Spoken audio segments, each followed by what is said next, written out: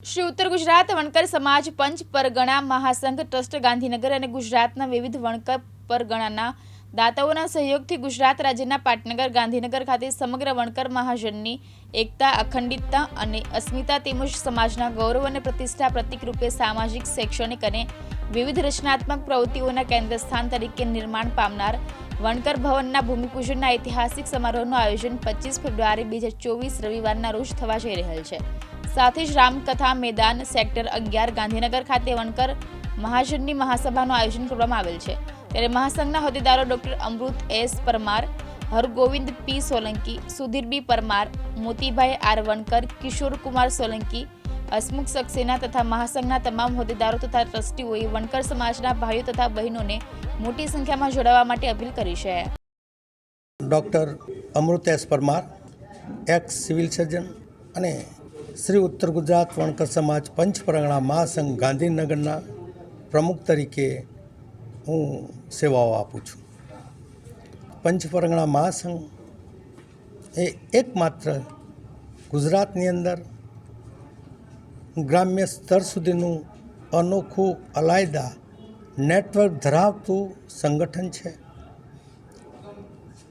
આ સંગઠન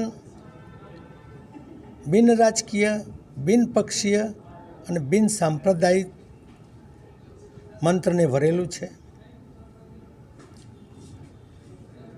મહાસંઘ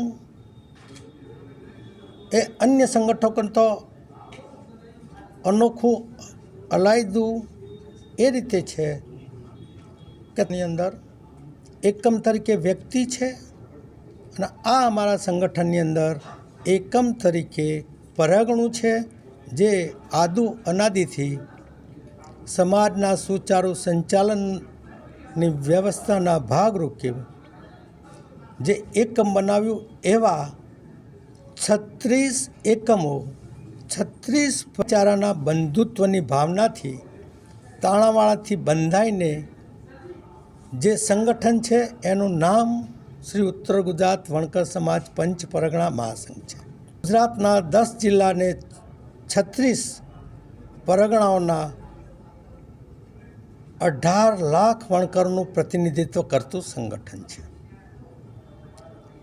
મહાસંઘનું વિઝન અને મિશન સામાજિક એકતા, શિક્ષણ અને શૈક્ષણિક પ્રવૃત્તિઓનો વ્યાપ વધારી વણકર સમાજના વણકર મહાજનના સર્વાંગી વિકાસ। મારું નામ હરગોવિંદ પી સોલંકી, નિવૃત્ત મામલતદાર છું।